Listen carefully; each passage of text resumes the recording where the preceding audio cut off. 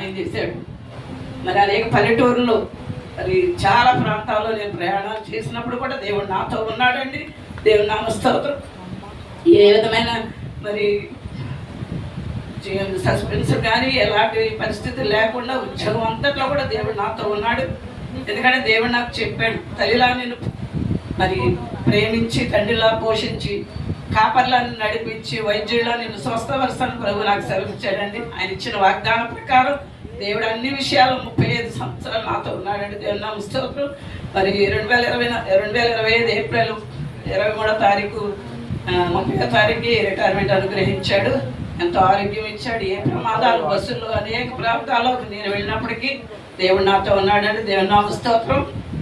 అయితే మరి సెప్టెంబర్ మాసంలో అనుకోని రీతిగా నాకు బలహీనత వచ్చిందండి. అయినప్పటికీ దేవుడు నన్ను స్వస్థపరిచాడు. ఇప్పుడు వరకు క్షేమంగా వచ్చాడు.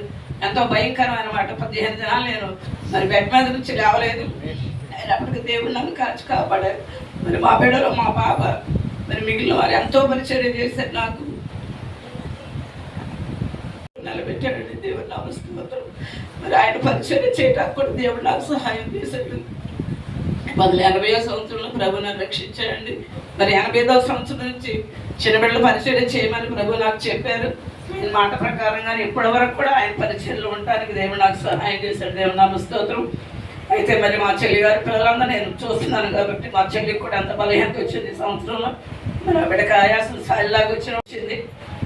అర్ధరాత్రి 12 గంటల టైంలో హాస్పిటల్ తీసుకెళ్తే వాళ్ళు ఆ టెస్టులు అన్నీ చెప్పారండి. మేమైతే చాలా భయపడ్డాము. మా పాప మేము ప్రార్థన చేశాను దేవుడి సన్నిధిలో. మా బాబు ఒక్కడే తీసుకెళ్ళాడు ఆయన బండి మీద.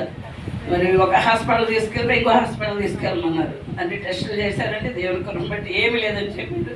అప్పుడు కూడా దేవుడి సంవత్సరం అంతా మరి కాచి కాపాడాడు. మాతో కలిసి ఉండటానికి దేవుడు సహాయం చేశాడంటే దేవుడి నామ స్తోత్రం. ఆయన రాకపోకలో ఉద్యోగాల్లో అన్నింటిలో కూడా దేవుడు తోడుగా ఉన్నాడు. మరి మా పాప కూడా ఆరోగ్యం ఇచ్చాడు. దేవుడి నామ స్తోత్రం. మరి ఇంతవరకు కూడా క్షేమంగా వచ్చాడు. మరి మా ఇస్తేరు కూడా కాచి కాపాడాడు. ఆ బిడ్డకు కూడా ఎన్నో బలహీనతలు వచ్చినాయి. ఇప్పుడు స్వస్థపరిచాడు. ఇప్పటి వరకు కూడా ఆయన మనుషులు వాడుకుంటున్నాడు.